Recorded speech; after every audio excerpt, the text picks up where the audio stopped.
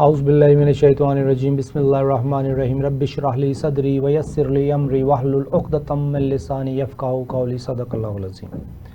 अस्सलामु अलैकुम नाज़रीन, शहज़ादा शौकत प्रोग्राम सनत व मईशत में आपके साथ। पिछले दिनों गवर्नमेंट ऑफ पाकिस्तान ने बजट अनाउंस किया। इस बजट में एक गरीब आदमी के लिए, एक आम आदमी के लिए, एक आम शहरी के लिए क्या रखा गया, ये बहुत बड़ा सवाल है। आज का हमारा प्रोग्राम इसमें चंद बातें हम आपसे करेंगे जिसमें कि आम आदमी की ज़रूरत और आम आदमी के लिए रखा गया फ़ंड क्या है।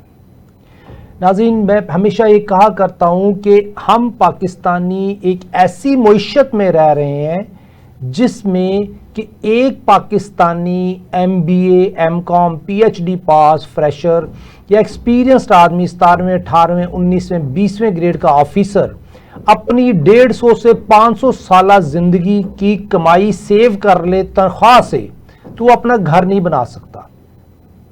सिंपल। लेकिन वही दूसरी तरफ अगर हम देखें USA में, UK में, वो 3 से 4 साल में अपना घर बना सकते हैं। वहां आवरली रेट या मंथली रेट सैलरी का मिनिमम क्या है, उसकी असेसमेंट कैसे की जाती है, उसके तहत ये देखा जाता है कि इतनी मिनिमम वेज हमने अपने शहरी को देनी है जो कि इस सिस्टम में रह रहा है, इसका पासपोर्ट होल्डर है, इस सिस्टम का गुलाम है, लेकिन उसने अपने गुलाम को इतनी तनख्वाह देनी है वो उसकी कॉस्ट ऑफ लिविंग कवर हो जाए। वो चाहे तो 3 से 4 साल में अपनी सैलरी सेव करके घर ले ले, वो चाहे तो कारोबार में उस सिस्टम का हिस्सा बनते हुए अपनी प्रॉफिट एंड लॉस क्रिएट करते हुए कॉर्पोरेट लेवल के तहत अपने आप को खुशहाल ज़्यादा से ज़्यादा करना चाहता है तो कारोबार में जाए, रिस्क ले, तरक्की करे। ये US UK का नॉर्म है।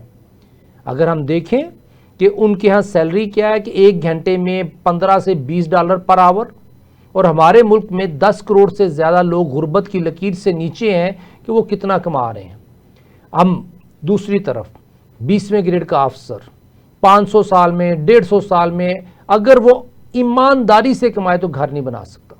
इसका मतलब है there is something wrong. It's called value mismatch, कि वैल्यू ऑफ इनकम हर आने वाले दिन में श्रिंक हो रही है, नीचे जा रही है, और value of cost of living हर आने वाले दिन में ऊपर जा रही है। यानी कि डबल एज स्वाड है। एक तो वैल्यू इनकम की कम की जा रही है और दूसरी तरफ वैल्यू कॉस्ट ऑफ लिविंग की बढ़ रही है।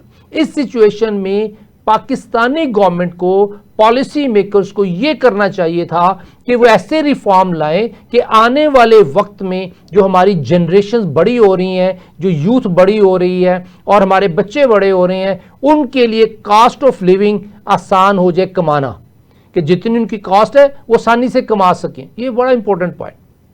लेकिन अगर हम देखें कि जितना बजट बनता है वो तमाम का तमाम पॉलिसी मेकर्स उन पॉलिसी होल्डर्स के लिए बनाते हैं जो पॉलिसी के तहत कमा रहे हैं। मसलन state bank of Pakistan policies के तहत कमा रहा है, चाहे ये घी इंपोर्ट करने वाली कंपनीज पॉलिसी के तहत एग्जेम्पशंस ले रही हैं, स्टील इंपोर्ट करने वाली कंपनीज पॉलिसी के तहत एग्जेम्पशन ले रही हैं, पावर प्लांट्स जितने भी लगे हुए पॉलिसी के तहत कमा रहे हैं, गैस के कंज्यूमर पॉलिसी के तहत पे कर रहे हैं और गवर्नमेंट ऑफ पाकिस्तान उन पॉलिसी के तहत गैस के सेलर को कमाई दे रहे हैं और खुद भी कमा रहे हैं। बेसिकली अगर हम अपनी इकोनॉमी को जायजा लें तो तमाम के तमाम 24 करोड़ अवाम पाकिस्तानी कंज्यूमर जो कमा रहे हैं एज ए कंज्यूमर, जो चाहे वो सरकारी मुलाजिम है, चाहे दूसरा कोई और कारोबारी आदमी है, एज ए कंज्यूमर इस इकोनॉमी में उसका काम है to give benefit to government of Pakistan and to the policy makers. अभी जो बजट आया है, अभी कॉन्टेक्स्ट में लेते हैं 2018-19 से लेके आज तक हमारा बजट टेबल 11 बजट का है, वो बड़ा ही इंपॉर्टेंट है। मैं उसके ऊपर थोड़ी सी बात करूंगा और वक्फे के बाद बात करूंगा बजट डेफिसिट के ऊपर। हम प्रेजेंटेशन नेक्स्ट शीट पे चलते हैं। उसमें देखिए नाज़रीन कि 2017 और 18 में टेबल 11 के तहत गवर्नमेंट ऑफ पाकिस्तान ने 4298 अरब का बजट बनाया कि हमें गवर्नमेंट ऑफ पाकिस्तान को 4298 अरब खर्च करने हैं, और उसमें से जो हम पाकिस्तानियों के लिए था जिसमें इकोनॉमिक अफेयर है, एनवायरनमेंट प्रोटेक्शन है, हाउसिंग है, एजुकेशन है और सोशल प्रोटेक्शन को अगर शामिल कर लें तो ये 121 अरब पाकिस्तानियों पे सर्फ हुआ इन प्रैक्टिकल टर्म्स। बाकी पीएसडीपी का बजट डेफिनेटली उसमें कोई ना कोई इंफ्रास्ट्रक्चर डेवलपमेंट हुई, मैं उसको इग्नोर कर रहा हूं। तो अगर आप देखें कि 4,298 अरब में से 2,977 अरब गवर्नमेंट ऑफ पाकिस्तान के खर्चे थे, जिसमें सूद भी शामिल है, लेकिन पाकिस्तानियों को सिर्फ 121 अरब दिए गए। अगली शीट पे चलते हैं नाज़रीन। 2018 और 19 में 2018 और 19 में टोटल गवर्नमेंट ऑफ पाकिस्तान का बजट 4,780 अरब था, और 4,780 अरब इन कंपैरिजन जो हम पाकिस्तानियों के लिए स्पेशली मुख्तस हुए वो सिर्फ और सिर्फ 126 अरब थे। बाकी पीएसडीपी में जो एक इंफ्रास्ट्रक्चर है, जो बाकी सूद में और गवर्नमेंट ऑफ पाकिस्तान के जो खर्चे थे वो 3,340 अरब के करीब थे। अब नाज़रीन इसी हिस्ट्री में जाते हैं 2019 और 20 में, नेक्स्ट शीट में चलते हैं। उसमें अगर आप देखें तो हमारे खर्चे 7,288 अरब हो गए, लेकिन गवर्नमेंट ऑफ पाकिस्तान ने पाकिस्तानियों पे कितना खर्च किया? 376 अरब, जिसमें हाउसिंग, एजुकेशन, एनवायरनमेंट, जैसा मैंने आपको पहले बताया। इतना सा अगर आप देखें पहलू 376 अरब वर्सेस 7,288 अरब जो गवर्नमेंट ऑफ पाकिस्तान ने पाकिस्तानियों से कलेक्ट करने के लिए बजट रखा, और ये एक्सपेंस बजट। अगली शीट पे चलते हैं नाज़रीन। 2020 और 21 में उसमें देखें 6,349 अरब के करीब पाकिस्तानियों को कहा गया कि आपने हमें, गवर्नमेंट ऑफ पाकिस्तान ने कहा कि हमने ये खर्च करने 6,349 अरब, और इसमें से जो पाकिस्तानियों के लिए रखा गया वो 457 अरब था। पाकिस्तानी खामोश है, गंडे भी खाओ तो जूतियां भी खाओ, यू कैन से दैट, कि हम पाकिस्तानी 457 अरब का हमें डायरेक्ट बेनिफिट, लेकिन गवर्नमेंट ऑफ पाकिस्तान हमसे ले रही है 6,349 अरब, जिसमें गवर्नमेंट ऑफ पाकिस्तान के खर्चे हैं 4,429 अरब। इसी तरह नेक्स्ट शीट में चलते हैं नाज़रीन। 2021-22 उसमें 7,523 अरब का खर्चा था टोटल, जिसमें गवर्नमेंट ऑफ पाकिस्तान ने 5,435 अरब लेने थे, और उसके साथ डिफेंस बजट है 1,373 अरब, और उसके अलावा पब्लिक अफेयर में है, लेकिन गवर्नमेंट ऑफ पाकिस्तान ने पाकिस्तानियों के लिए 501 अरब रखे 2021-22 में। नेक्स्ट ईयर चलते हैं नाज़रीन, और 2022-23 में अगर हम देखें तो 2022-23 में 8,550 अरब के खर्चे रखे गए, लेकिन उसमें से जो पाकिस्तानियों के लिए रखा गया 500 अरब, और इसके अलावा इसके तहत 6,176 गवर्नमेंट ऑफ पाकिस्तान के खर्चे थे, और 1,500 अरब डिफेंस का, और इसके अलावा 208 अरब पब्लिक ऑर्डर के तहत रखा गया। अब आप देखें परसेंटेज क्या है, 2.5% के करीब पाकिस्तानियों के लिए खर्च हो रहा है, बाकी जो ज़कात भी इससे ज़्यादा है। इससे नेक्स्ट ईयर में चलते हैं नाज़रीन। 2023 और 24 में अब 8,550 अरब से जंप लगा के अगले साल में 2023-24 में 13,139 अरब रुपए का खर्च रखा गया। ये 5,000 अरब के करीब तकरीबन एवरेज में अगर बात करूं तो जंप है। ये इंपॉर्टेंट पॉइंट है नाजरीन कि पिछले साल 2022-23 की बात करता हूं तो 8,550 अरब का खर्चा, और 2023-24 में 13,139 अरब का गवर्नमेंट ऑफ पाकिस्तान ने खर्चा रखा, जिसमें से पाकिस्तानियों पे जो डायरेक्ट खर्च हुआ, अब इसमें भी सैलरीज होंगी टीचर्स वगैरह की, 844 अरब रुपए। अब इसी साल में अगर हम देखें 10,248 अरब गवर्नमेंट ऑफ पाकिस्तान ने अपने जनरल पब्लिक सर्विसेज के नाम से बजट रखा। इसमें 10,248 अरब में 7,000 अरब के करीब सूद। अब अगले साल में चलते हैं नाजरीन कि 2023-24 में जो रिवाइज बजट था उसके तहत 13,139 से बढ़ के 14,232 के खर्चे हो गए। नेक्स्ट शीट में आप देखें 2023-24 में 14,232 अरब, और पाकिस्तानियों के लिए कितना रखा गया? 899 अरब। कंपैरिजन कर लीजिए कि इस 14,000 में से 11,220 अरब के गवर्नमेंट के खर्चे हैं, और इनमें मेजर सूद है जो स्टेट बैंक ऑफ पाकिस्तान और उसके दोस्तों में शेयर होगा। स्टेट बैंक ऑफ पाकिस्तान के दोस्त कौन से हैं? कमर्शियल और इस्लामिक बैंक्स, और गवर्नमेंट लैंडर्स दूसरी तरफ, जो अगर फॉरेन लैंडर्स भी उसमें शामिल कर लें आप। अब 2023-24 के बाद नाजरीन 14,232 अरब के बाद 2024-25 में नेक्स्ट शीट में 17,203 अरब के खर्च रिकॉर्ड हुए।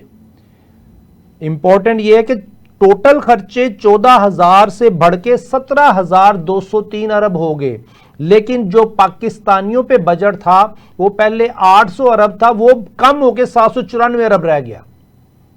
और ऊपर अगर जाएं 13,640 के जनरल पब्लिक एक्सपेंसेस थे, जिसमें कि 10,300 के करीब, 9,750 कहते हैं लेकिन 10,300 के करीब इंटरेस्ट था, जिसे सूद कहते हैं। इस्लामिक बैंकिंग के तहत भी जो एक पेमेंट है उसको भी इंटरेस्ट कहते हैं, मार्कअप कहते हैं, और कन्वेंशनल बैंकिंग के तहत भी इसको सूद कहते हैं। कि हम पाकिस्तानियों ने गवर्नमेंट ऑफ पाकिस्तान के खर्चे 7,203 एक्सेप्ट किए बजट में। अब यह है 2024-25 की कहानी। 2025-26 औरंगजेब साहब ने पिछले वीक बजट अनाउंस किया, 16,285 अरब। नेक्स्ट शीट में अगर आप देखें 16,285 अरब के बजट में जो पाकिस्तानियों के लिए रखा गया वो 923 अरब। अब नाज़रीन हिस्ट्री की तरफ जाएं कि 2017-18 में हुकूमत वक्त को जो पैसे चाहिए थे जनरल पब्लिक एक्सपेंसेस के नाम से, वो थे 2,977 अरब। आज 2025-26 है, आज हुकूमत वक्त ये कहती है मुझे 12,210 अरब तो अपने खर्चों के लिए चाहिए, और 2,558 अरब डिफेंस के लिए, और जो पब्लिक ऑर्डर है उसके लिए 352, और बाकी जो एजुकेशन और बाकी छोटे एनवायरनमेंट वगैरह के लिए जो डायरेक्ट पब्लिक एक्सपेंसेस हैं उसमें 923 अरब रखे गए। बजट का हुजम चेक करें, पाकिस्तानियों के लिए जो पैसे रखे गए हैं वो चेक करें।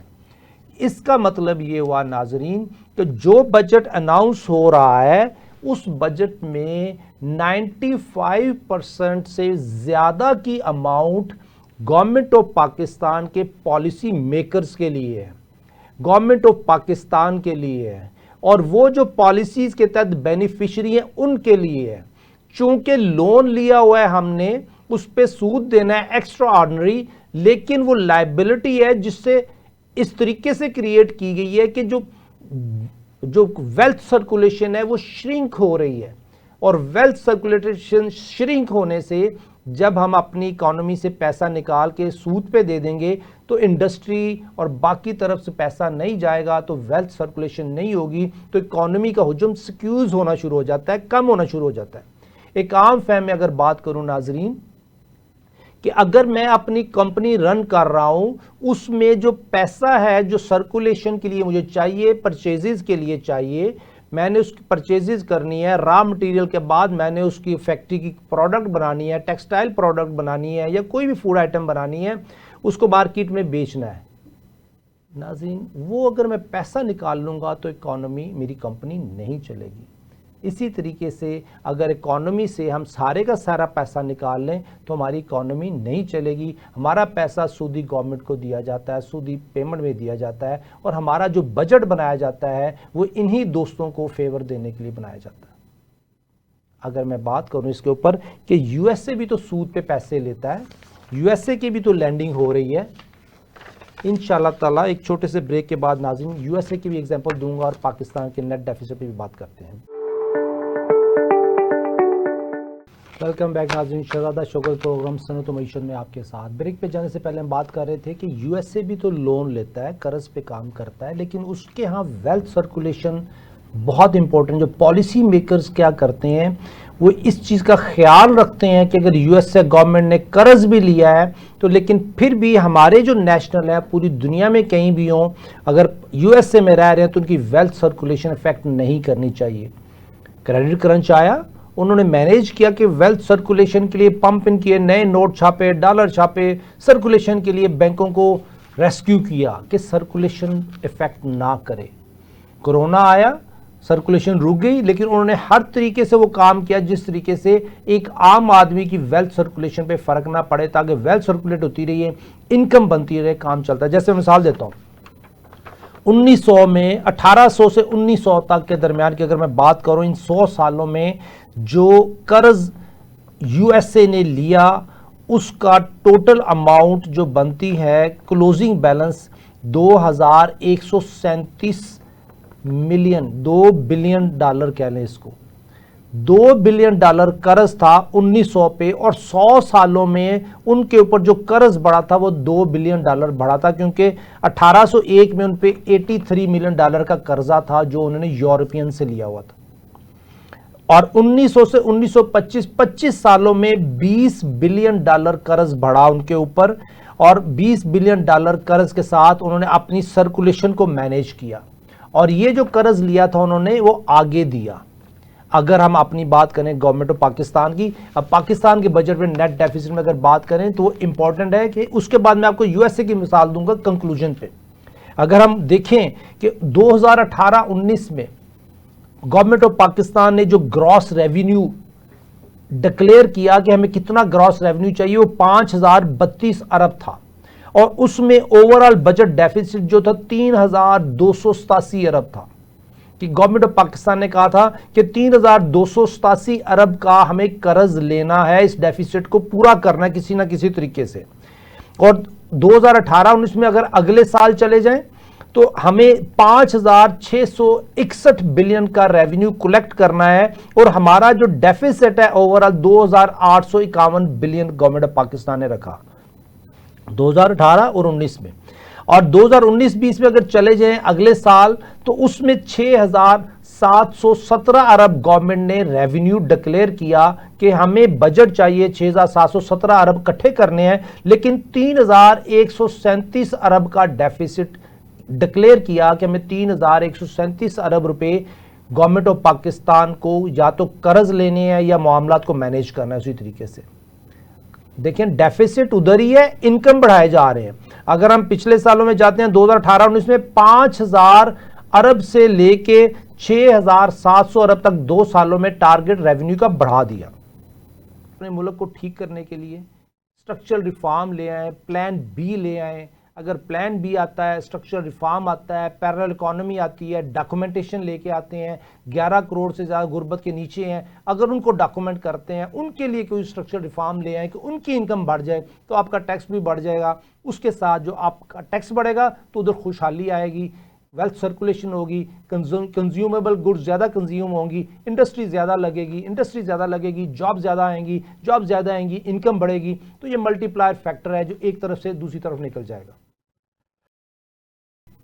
आपको सीखना है यूएसए से। उसने अगर कर्ज लिया है तो अपनी वेल्थ सर्कुलेशन को कम नहीं होने दिया। आप जब कर्ज ले रहे हैं तो अपनी वेल्थ सर्कुलेशन को स्क्वीज करते हैं। यूएसए की स्टोरी आपको सुनाने लगा हूं कि जो 1800-1900 में उसने जो कर्ज लिया, 1800 से 1900 के दरमियान सिर्फ 2 अरब का कर्ज 100 सालों में लिया, उनकी कोई तरक्की नहीं थी। लेकिन उन्होंने 1900 से 1925 के दरमियान 20 अरब तक उनका कर्ज पहुंचा, 18 अरब के करीब डॉलर के करीब उन्होंने कर्ज लिया। उस 20 अरब से उन्होंने फर्दर लैंडिंग की, अपने नोट छापे, सर्कुलेशन की, लोगों को कर्ज दिया, कर्ज लिया भी दिया भी।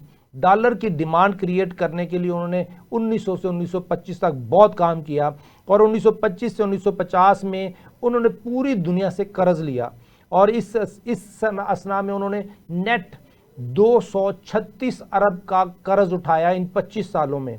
अब इन 25 सालों में कर्ज उठाने के बाद वो स्क्वीज तो हुए, टाइट तो थे, लेकिन उन्होंने अपने डॉलर की डिमांड बढ़ाने के लिए पूरी दुनिया में ऐसी पॉलिसीज क्रिएट की कि उनकी डॉलर की डिमांड बढ़ गई।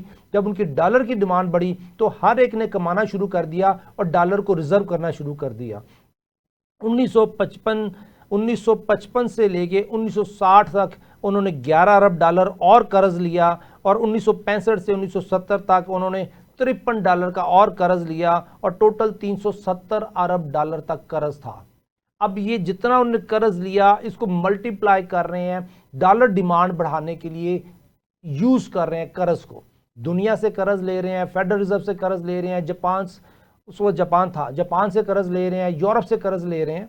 1975 से 1980 तक इनका कर्ज 907 बिलियन डॉलर तक पहुंच गया, और ये अपने आप को मैनेज करते रहे कि डॉलर की डिमांड क्रिएट रहे। अब ये मल्टीप्लायर होता गया। 1980 से 85 तक 1.8 ट्रिलियन, 1985 से 90 तक 3.2 ट्रिलियन, और आज अगर हम देखें 2015 और 20 के दरमियान इनका कर्ज 26 ट्रिलियन तक था, 26 ट्रिलियन डॉलर। आज इनका कर्ज तकरीबन चंद हफ्ते पहले तक, अगर मैं बात करूं 2020 तक की जो फिगर है चंद हफ्ते पहले ऑथेंटिक, उसके तहत इनका 33 ट्रिलियन डॉलर कर्ज था। ये जब भी कर्ज लेते हैं अपनी मुल्क की इकोनॉमी को ठीक करने के लिए लेते हैं और उससे बेनिफिट उठाते हैं कि पूरी दुनिया को कर्ज दिया जाए। अब जहां पे एक इकोनॉमी 33 ट्रिलियन डॉलर पे नाजरीन खड़ी है, वहां पे पाकिस्तान की इकोनॉमी 130 बिलियन डॉलर कर्ज के साथ खड़ी है। 130 बिलियन और 33,000 बिलियन इकोनॉमी का हुजम चेक करें, और हमारे इकोनॉमिस्ट और पॉलिसी मेकर से 130 बिलियन डॉलर की पॉलिसी नहीं बन रही कि इस 130 बिलियन डॉलर को मैनेज कैसे करना है। और वो पॉलिसी मेकर्स देखें जो कि यूएस का है 33,000 बिलियन डॉलर के कर्ज को अपने ही मुल्क के बेनिफिट के लिए मैनेज कर रहे हैं। ज्यादा दूर ना जाएं, इंडिया की तरफ चले जाएं। हमारे हमसाया मुल्क में उसने अपने पूरी इकोनॉमी को, सेंट्रल बैंक को अपनी ऑनरशिप में रखा है। अगर कोई वो सूद चार्ज भी करते हैं तो वो गवर्नमेंट ऑफ इंडिया अपनी पॉकेट में डालती है, किसी मंशा के या किसी सेठ के जेब में नहीं डालती। इस वक्त जो पब्लिक पैसा आगे लेंड किया जाता है, उस लैंडिंग में जो पब्लिक पैसा लेंड किया गवर्नमेंट ऑफ पाकिस्तान को, उस पे जो पब्लिक से टैक्स लिया, उस टैक्स को देते हैं वापस किसी बैंकिंग सेक्टर के किसी सेठ को। इंडिया में ऐसा नहीं है। इंडिया में जो सूद आएगा, जो सूद कमाया जाएगा, वो गवर्नमेंट ऑफ इंडिया का ही बेनिफिशियरी है। वो डबल ट्रिपल करके वो अपने आप के पास उसी को सर्कुलेशन को मैनेज करते हैं ताकि गवर्नमेंट ऑफ इंडिया उससे बेनिफिट उठा सके। तो नाजरीन, हमारा बजट हमारा ही दुश्मन है। Government of Pakistan, prime minister साहब से ये हाथ जोड़ के रिक्वेस्ट है, दरख्वास्त है कि स्ट्रक्चरल रिफॉर्म ले आएं और पाकिस्तान जो कभी 4-5 हज़ार अरब का ग्रॉस इनकम थी, आज 20,000 अरब की ग्रॉस इनकम है। 5,000 अरब से 20,000 अरब तक की ग्रॉस इनकम को मैनेज करना है। आपने ये इनकम मैनेज करके ले आए लेकिन डेफिसिट ख़त्म नहीं किया। डेफिसिट को ख़त्म करना है तो स्ट्रक्चरल रिफॉर्म लाने हैं, प्लान बी अडॉप्ट करें, डॉक्यूमेंट करें इकॉनमी को। और गवर्नमेंट ऑफ पाकिस्तान को चाहिए कि जो 11 करोड़ आवाम गुर्बत की लकीर से नीचे हैं, उनकी इनकम के ज़राए पैदा करें, वसाइल पैदा करें। इजाज़त दीजिए, आज के प्रोग्राम का वक्त ख़त्म होता है। अल्लाह हाफ़िज़।